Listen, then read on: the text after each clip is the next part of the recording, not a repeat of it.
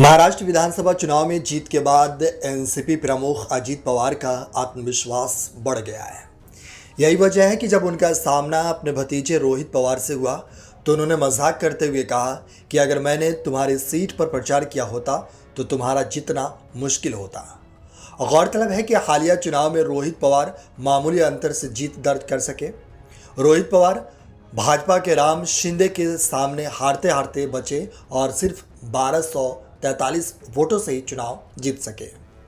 सोमवार को रोहित पवार और शरद पवार राज्य के पहले मुख्यमंत्री वाई चौहान की पुण्यतिथि के अवसर पर उनके स्मारक पर पहुंचे और उन्होंने श्रद्धांजलि अर्पित की।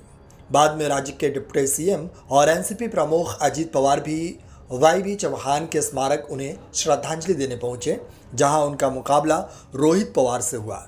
इस दौरान अजीत पवार ने रोहित पवार को जीत की बधाई दी और मजाक करते हुए कहा कि इधर आओ, मेरा आशीर्वाद लो, तुम मुश्किल से ही जीत पाए हो और अगर मैंने तुम्हारी सीट पर प्रचार किया होता तो सोच लो क्या होता।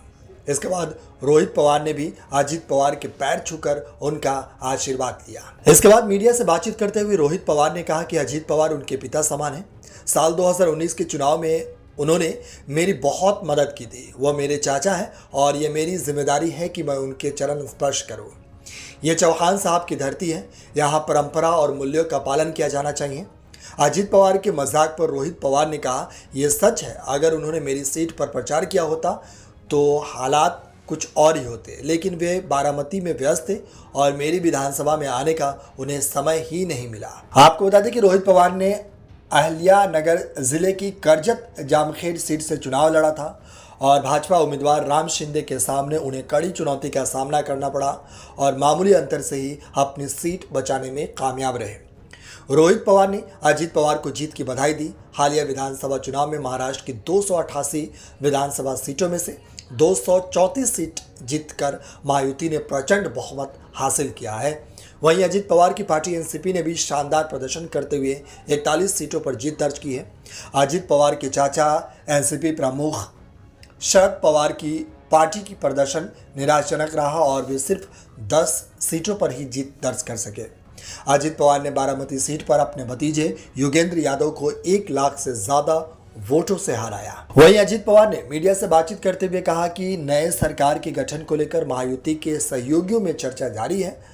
अजीत पवार ने विधानसभा चुनाव में जीत के लिए उनकी सरकार की लाडली बहन योजना की अहम भूमिका बताई।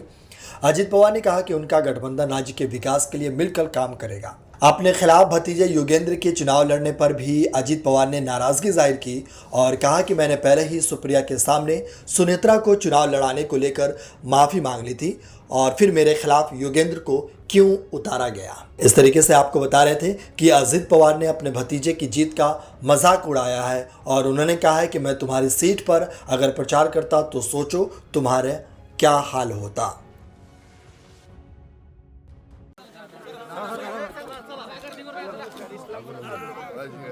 दर्शन घे दर्शन काकाचं आणलं नाही रे मला, नाहीतर मी गाण्या थोडक्यात वाचला, माझी सभा झाली असती तर काय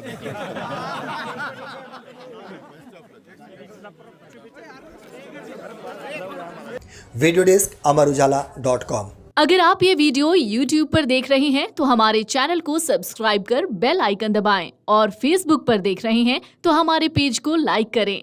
8 मिलियन प्लस सब्सक्राइबर, आपके इस भरोसे के लिए बहुत धन्यवाद।